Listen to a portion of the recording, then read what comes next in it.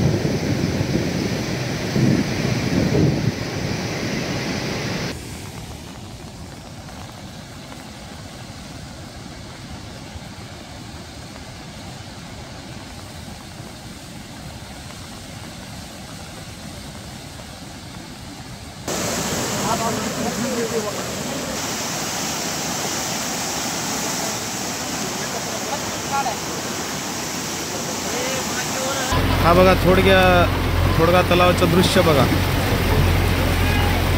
सगळा रोड खचून गेलेला आहे, तरी कोणी ह्या मार्ग कोणी येऊ नये। जर कोणाला यायचं असेल तर टेंभुर्णी मार्ग जाऊ शकता, कारण की सगळं रोड इथं काढण्यात आलेला आहे।